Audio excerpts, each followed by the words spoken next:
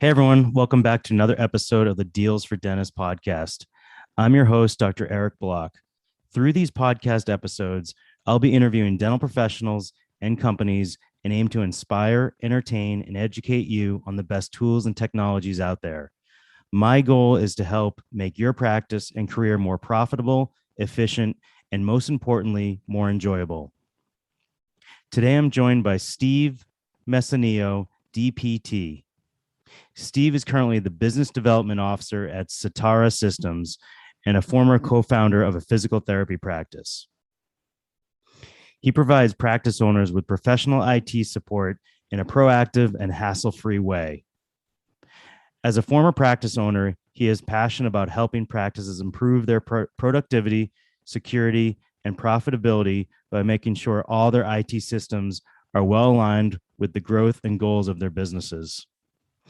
Today's episode will be focused on Steve's philosophy on the importance of having a proactive approach at your practice and how it helps and supports your growth in the long term. Steve, thank you so much for sharing your story with our listeners today. My pleasure. Thank you for having me. So, Steve, you're actually local. I'm in Acton, Massachusetts, and you're down the street from me in Hopkinton. Is that right? Yeah, our offices are currently in Hopkinton, but we'll be moving to a new location in Marlborough, a little bit closer to you by the end of this month. Yeah, Marlborough is like 20 minutes from me. So for those out there that don't know, Hopkinton is the start of the Boston Marathon. So that's pretty cool. Yeah, interestingly enough, the marathon start is right outside our offices in Hopkinton. Of course, we haven't been able to take advantage of seeing it in the last 2 years, but that's the starting line is right outside of our current office. That's awesome. That must be such a great time when the actual marathon is happening and to see the start of the race. Mm-hmm. And all the elite athletes, and then there's just thousands of other runners that join in. So, Steve, tell me all about Satara Systems and how you help dentists. Yeah, absolutely. So, we're an IT managed service provider, and what that means is we're working with dental practices to manage their computer networks, manage their servers, manage their Microsoft 365 integrations, really help them to get their computer networks performing the right way, give them the right amount of support so they don't have to worry about productivity issues or downtime issues, make sure the data is backed up correctly. And of course, most importantly these days is making sure that they're secure from a cyber threat standpoint with all the stuff that's going on out there and in these practices all throughout healthcare being attacked by these hackers and ransomware specialists.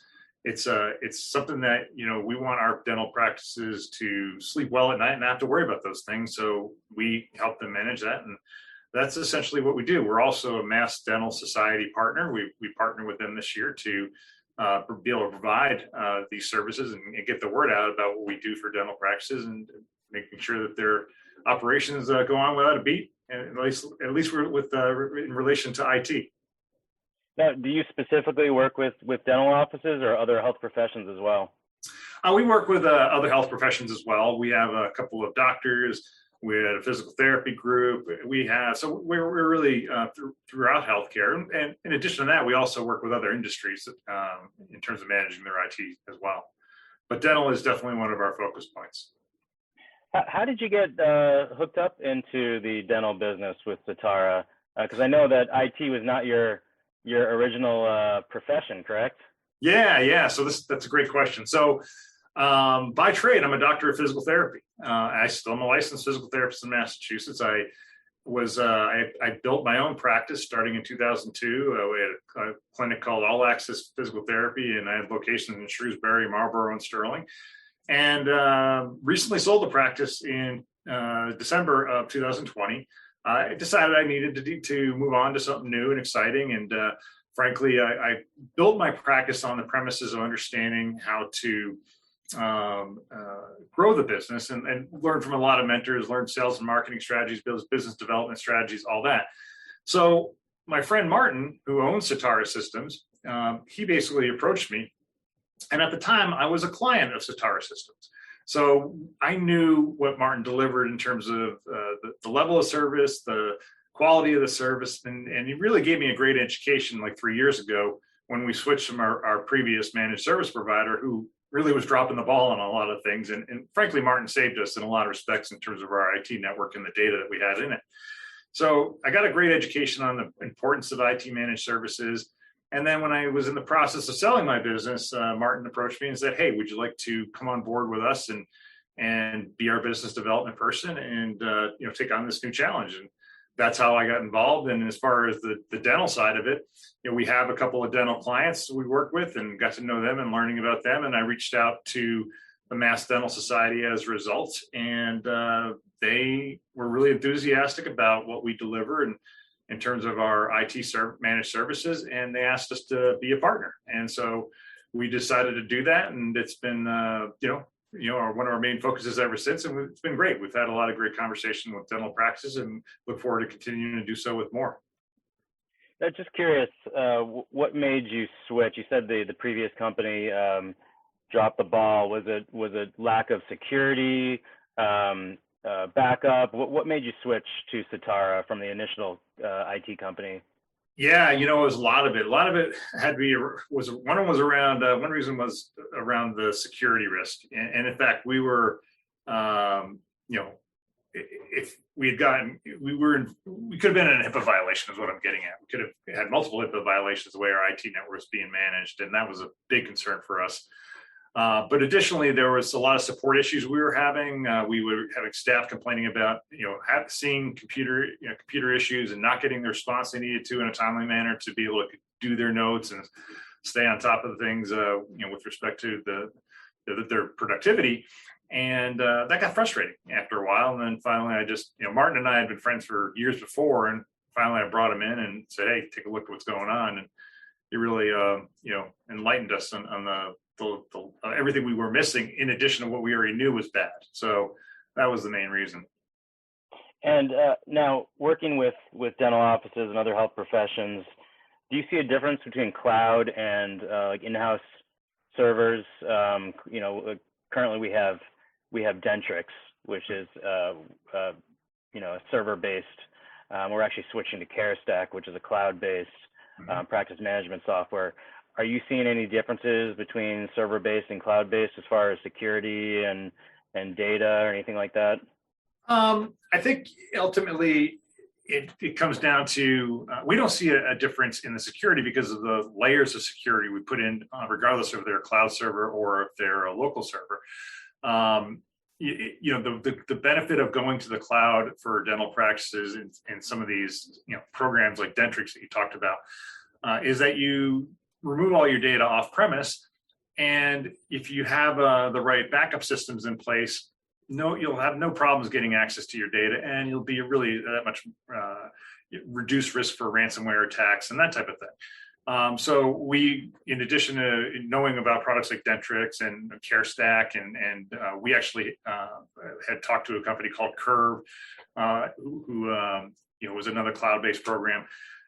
The value is that your cost for having to replace your servers every 5 to 6 years goes down, and it's wrapped into a subscription cost. But the flow is a lot. If you have a good internet connection, the flow of your performance is going to be a lot smoother. Your data is going to be secure. If you have cloud backup, it's a lot less expensive than local backup units that we sell to our clients who have local servers.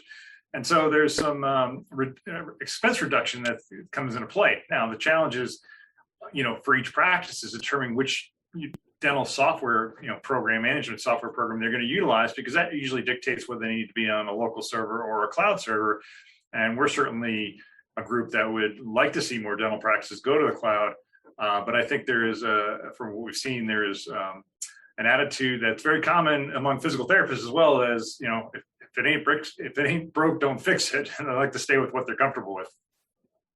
Yeah, although ransomware, that scares the crap out of me, and it's something that if it ain't broke, don't fix it. But you don't, once you get hit with ransomware, then you'd wish that you had that extra security.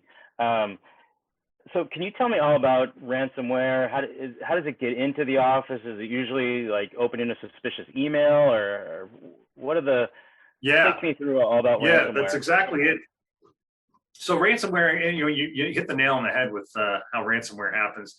There's what these hackers do is they send out. A lot of them start out by sending out phishing emails, which are just emails to get people to open them and get into the email network.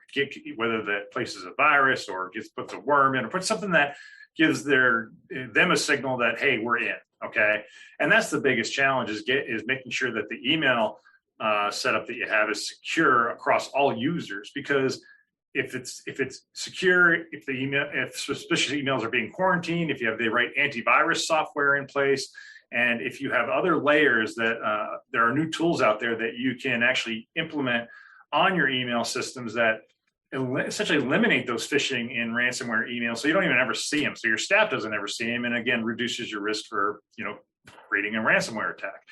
So the main way to get in for these hackers is through email system, because a lot of the firewalls these days that are out there, especially the ones that we utilize, prevent the security threat from being a direct connection thing. And if you don't have a firewall in your practice, you should have one, that's for sure. But having the right layers of security as far as the email systems that practices are using is highly important, and making sure that everybody has their own login and usernames and so forth, so that the IT managed service provider that is working for a practice can track what's going on, track who's doing what, track where the issues lie, and even mitigate any of these ransomware emails from happening before the person using the email system even knows that they were there in the first place. And so a lot of this could also be staff awareness, letting the staff know, don't touch any suspicious emails. Keep your username and logins private. Change your passwords. How often do you recommend we do that? Yeah, absolutely. I think all that is important for password changes. I mean, look, we recommend at least every 4 weeks you go in and change your passwords, and of course, as a provider, we will do it. We'll do it for an office and their staff. We'll say, okay, it's time to change everybody. Boom, and it gets done, and we just share that information with the practice and move forward. So, but it's definitely important to change passwords, to understand, getting an education on what to look for. And we provide some of that information on our website through our education of our clients when we're meeting with them for the first time. And then we also have resources of companies out there that help with that compliance training, especially when it comes to staff, and making sure that they're aware that, hey, these are no-nos as far as the type of emails you should open. Either emails you shouldn't open, that is. Yeah, to any hackers out there, my password is no longer Tom Brady 2000. I changed that since he went to Tampa. I just couldn't do it anymore. So tell me about this natural seamless transition from physical therapy to IT. I mean, that seems like an obvious transition there. How did you go from owning three locations of a physical therapy practice, yep, to selling those, and now you're partner in Satara? Yeah, I'll soon to be a partner. I'll be going through the process of buying in a couple of months here after we get through some other business things within the company. But anyway, it's a great question. Again, I get it a lot. I was in physical therapy since 2002. I opened my practice, grew it. There were some things that happened after COVID that just didn't sit right with me, and I got to the point where I got very frustrated and just felt like I had a little bit burnt out, on physical therapy. And it some of it had to do with the business partner that I needed to move on from. Some of it had to do with, drama that was, caused by staff on a number of different things, not just COVID related, some things that were just, make you pull your hair out. And I just realized that, hey, you know what? I wanted a new challenge. I wanted to do something that I enjoyed doing. I always enjoyed, business development, marketing, sales, that type of stuff. And, I felt like, I could do this on my own without being tied to physical therapy. Physical therapy, very much like dentistry, tied to, third-party payers in a lot of times. So reimbursement doesn't really go up that much. And so we constantly playing this game of reduction in profits and increasing volume to, cover our costs and so forth. And, it gets old after a while. So I decided I was actually going to go back into doing some business coaching. And before I was able to do that, Martin approached me and said, "Hey, join Satara." And it's been a great transition, and I've been enjoying the work I do. It's a lot of education, a lot of networking, a lot of connecting, and that to me is fun. So. You said something that was really refreshing to me, to realize that dentistry is not the only profession where we have drama and we get burnt out. It is in all, any high pressure job, and physical therapy and dentistry, I feel like actually very similar in that, we have, I personally, I live and work in the same town. I live in Acton, Massachusetts, and I practice in the same town. So I see patients everywhere. And a lot of our job is that relationship with our patients, and getting, referrals from, their friends and family to get new patients. And we're dealing with third-party payers, insurance companies. So do you feel like dentistry and physical therapy are very similar in those aspects? I totally do, and that's one of the reasons that I'm excited to work with dentists, because at least from this standpoint, because I can relate to them. I can relate. I've been there, done that. I've been in the same position they've been in, and certainly understand the challenges they face in operating a practice, especially with some of the things we just talked about. And there's always so much more. There's the costs, it's the dealing with staff, just looking to get ahead and build a practice that is going to fit their lifestyle and allow them to do the things they want to do. That I was fortunate in some ways to be able to have done that in my physical therapy practice, where I had some time freedom and had some built-in ways to be able to step away from the practice and have good staff. But there were times where there were roller coasters that went with that didn't happen. I had to jump back in and be more involved in the practice, and that especially happened after COVID. And I guess at that point, it was just at a point in time where it was time to move on and try something else. But I do agree that physical therapy and dental practices, and in terms of their operations and how things work, very similar, and that's why I'm doing what I'm doing. Did you actually enjoy living and practicing in the same town? Yeah, I did. The only time it's always great seeing people in the community, especially where they're fans of your service. However, there were times where we saw a lot of patients, and I'd just forget their names, and they'd see me in the store and they'd say, "Hi, Steve," and I'd be like, "Hi." So that was bad. I didn't really enjoy doing that. But the other piece was, there were times where every now and then you'd have a therapist that or a staff person that screwed up and left somebody with a sour taste in their mouth, and then having to be the face of the business and deal with that in a way.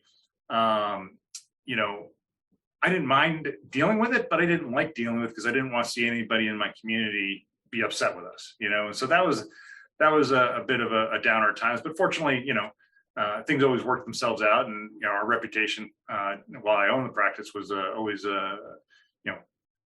up there. We never really had anybody ever really complaining about us. It just, when I did get complaints, that was the only thing I didn't like about being local. Yeah, it is. It's not for everyone.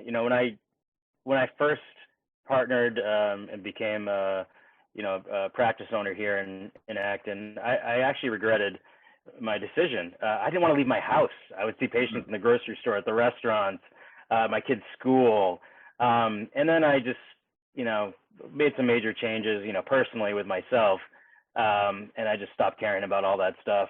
In fact, I was just at Supercuts, and I know this doesn't look like a $18 haircut, but I went to Supercuts today with my son, and the person cutting my son's hair was talking to me about a root canal, and how they got to come to my office. And there's so many pluses and minuses to living and practicing in the same town. And personally, I think you really got to focus on the pluses. You're not going to please everyone. There is going to be a patient maybe that things didn't go right, with your treatment, or maybe they had a miscommunication with the staff or something about insurance. And now we have to deal with online reviews and reputation management, and social media, like the Acton Facebook group. That's like a lion's den there. If you get a bad word on that bad boy, then that's tough to break out of. But very similar, you know, in dentistry and physical therapy. But now I personally really enjoy living in the town that I practice in, because I'm part of the community. I'm part of, you know, my kids, you know, I see their classmates' parents and their teachers. So I do enjoy it, but I do know what you're talking about, not knowing patients' names.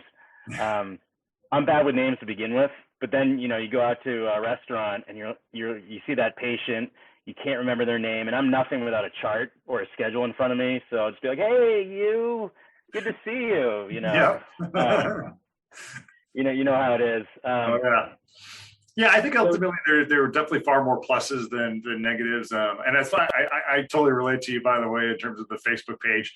Fortunately, my wife was, you know, she was the watcher of the Facebook pages, and would keep me notified of anything going on or people asking where to go to PT. She'd be jumping in and pinging me and so forth. So it was good to have a little backup in terms of her health and those things. But yeah, I think ultimately it's great being part of the community. And if you look at it, you know, look at, like you said, the positives, I think they far outweigh the negatives, and you just got to learn how to mitigate the negatives the right way and move on. That's all. And it can be such a practice builder to be known as, you know, the town dentist or town PT. So what if a dentist is looking for, you know, an IT managed service provider, what should we be looking for? You know, if I meet you and I'm having a consultation with Satara, what kind of questions should I be asking you?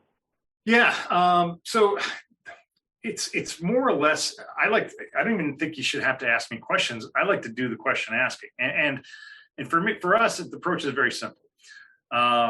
We're looking to have a conversation that at minimum mitigates risk for the dental practice. Because what you don't want to have is some trigger event that causes you to all of a sudden need a new IT provider. Okay. The idea for me is to find out, okay, what's going on with your IT network prior to a disaster occurring. Because if a disaster occurs, then the expense around that disaster can be tens of thousands of dollars, if not more, depending on what exactly the disaster is and everything around it. So I want to know, okay, what's going on?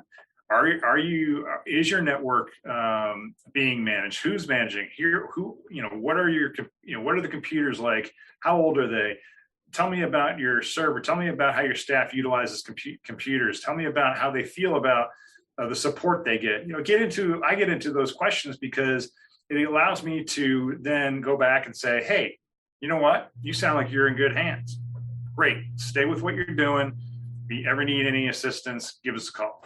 However, if I can get some answers that are of concern, I can then at least address those concerns and give them some recommendations. So for me, it's about making sure that I address those concerns, give them recommendations, and if they get value out of what I've shared with them during the conversation, and they want to move forward, then we take the next step. But the initial conversation is always just a Q&A, and of course, I'm always open to any questions that a practice owner has of me and what we do and how we differentiate ourselves from other managed service providers. But I always find it's more important to learn about the dentist and what's going on with their IT network first. Yeah, I think that's really important, is to find out, have that initial consultation and find out, where the dentist is, what they're looking for, because they could be a brand new practice, starting from scratch, and they need IT services, or they're buying out someone and becoming a practice owner from a buyout, and they want to make sure that this new practice that they're buying is on the up and up. And like you said, minimizing risk, HIPAA compliance, the threats of attacks and ransomware, but also minimizing that downtime. Like you said, during your PT practice, there were some things going on that was delaying your staff from writing their notes. And I mean, personally, my approach to IT is, if something's not working, I will unplug it and then replug it in. And if that doesn't work, then I call IT. So that's kind of my approach. But downtime is such an issue. Do you advise dentists on what kind of equipment to get, like Yes. digital software, x-rays, and that type of thing? So we don't go so far as the dentist-based softwares or hardware that they utilize in terms of like X-rays or for example the practice management software. What we will do though is in the instances that they need some assistance in making sure it's integrated the right way, then yeah, we will work with them on that. More importantly, what we do with every practice owner and every business owner that we work with is we set up a plan for them and a scheduled budgeted plan that looks out 3 years, where every quarter we're reviewing that plan with them. And when something comes up, maybe it's a new computer turnover because one of the computers is old, and it's no matter what you do to it in terms of updates and so forth, it's still going to start slowing down, right? So we plan for that new computer install, and we'll help them install. We'll help them order it. We'll help them get into the practice, get it set up the right way, get the password set up. That's part of the service we deliver. More importantly for us, it's about proactive management. There are practice owners I've talked to, not only in dentistry, but PT as well, that choose to do their own updates on their own. And so first of all, that's just a complete waste of time and productivity. If you're sitting in the front of the computer, you got to turn off, run the update, wait for it to, that's crazy. And frankly, you're not going to do that daily if you're doing that on your own, because you have other things to do. We are, with our proactive endpoint management system, those things get done daily, and we're constantly monitoring everybody's computers. We have the program. We can pull up and see what's going on, what issues are being resolved before the person even knows there are issues in the first place. We can do all that stuff with this proactive management software we utilize. And it's great because it just saves everybody time. It saves the practice time for handling their own updates. They don't have to worry about antivirus updates. They don't have to worry about patches. They don't have to worry about whether they're secure or not. All that stuff is being managed by us. And that's the value of the service we deliver. Unfortunately, practice owners being who they are, and I say the same thing because I've seen it in PT, a lot of them have an attitude of, well, I don't feel the pain, so I don't want to make the investment. And unfortunately, what they don't realize is the pain being a disaster or a shutdown or a server going down or a ransomware attack is far greater than any upfront investment you would make for just getting these services done in the first place to take care of your network. And that's what I'm trying to educate people about throughout the process here. If there is an attack, do I pay off these attackers with like an envelope of cash, like Soprano style, or is it like all Bitcoin, or what's the process? Do you actually negotiate with them? How does that work? Well, I mean, so we don't step in and do that type of thing for our clients. But what I would say that what happens from what I've heard is that first of all, the monetary considerations are different between hackers. Some want Bitcoin, some want money. However they ask for it, they may ask you to Venmo it to them or PayPal, whatever. The point is that it doesn't have to go there. Okay, if your systems are backed up appropriately, you don't really have to pay ransomware. Now, the challenge is on the HIPAA compliance side of things. If for some reason you get somebody that is able to access your data, your patient data, and they pull it and they copy it and they have it now, and they can threaten to release it to the world, that's what causes HIPAA violations. So in those instances, yeah, it could be troublesome. You could be in a lot of trouble because each HIPAA violation can be anywhere from $500 to $5,000. Well, depending on the egregiousness of how you're responsible for being HIPAA compliant as a practice owner. If you demonstrate that at least you've made an attempt to be compliant, then the HIPAA related fines can be less, but they still add up pretty quickly and cost you a lot of money, and that you'll have to pay out to somebody, right? However, if you demonstrate a lack of effort in terms of your HIPAA compliance, and that includes your IT network, well, then the fines can be much larger if somebody were able to access your data and threaten to share that patient data. So, for us, this is why we do all the security stuff up front. This is why we're proactive in our management. This is why we use the best antivirus software. This is why we recommend backup systems that secure the data, in case a server goes down. We realize that the investment, yes, it's an investment you make up front, But on the back end of things, if you let it go, you can be far more trouble financially than if you make a conscious effort to take care of it in the first place up front.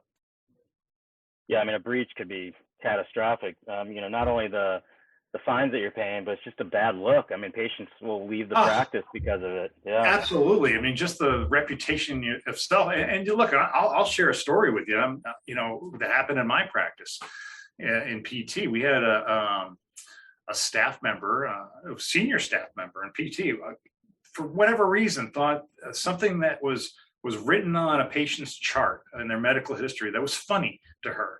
And so she snapped a picture of it. Now, thank God, the patient's name and contact information there was nothing other than this little blurb of, some medical condition they had that she thought was amusing. She goes and shares it on a text message to the rest of our staff, our PT staff, as hey, this is funny, guys. What do you think? Totally irresponsible. And what ends up happening is this one of our other therapists, again, young guy, not too bright as far as his, thinking about this type of thing. He starts having a conversation with one of our patients. And wouldn't you know that the person in the next treatment bed overhears the conversation, and wouldn't you know that person happens to be that guy's wife? Absolutely the worst thing ever. And of course, she was, ticked off, filed a complaint. We're completely embarrassed. I mean, our management team's like, what?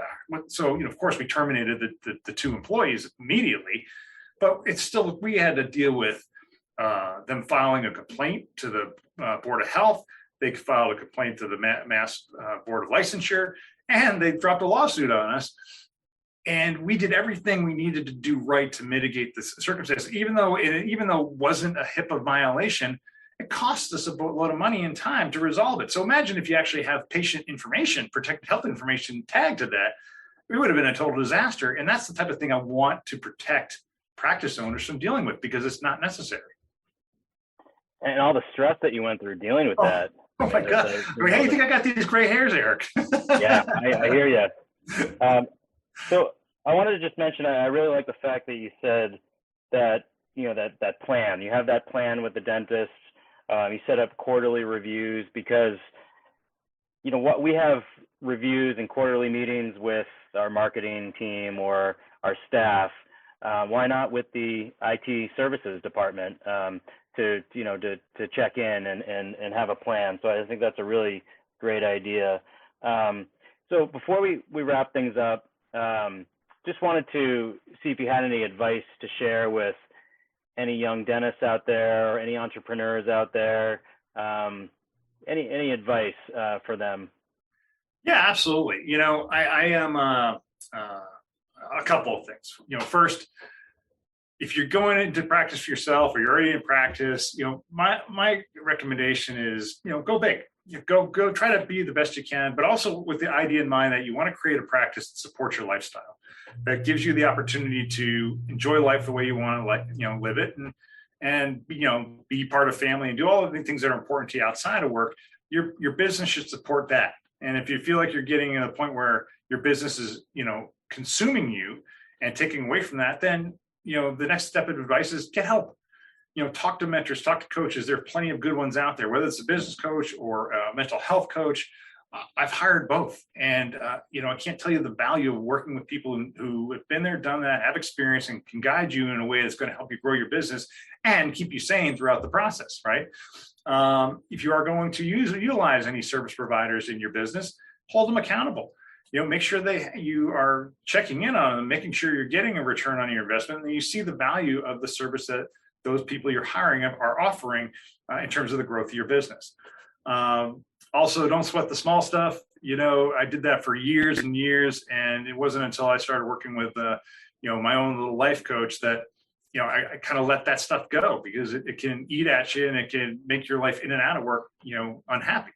And most importantly, I think it's make sure you surround yourself with good people in everything you do, whether it's your friendships, whether it's your people you work with, whether it's the vendors you utilize. Make sure they're just good people that you can know, like, and trust them. You can develop a relationship with them, because that's going to go a long way toward your success and just how you feel about life in general.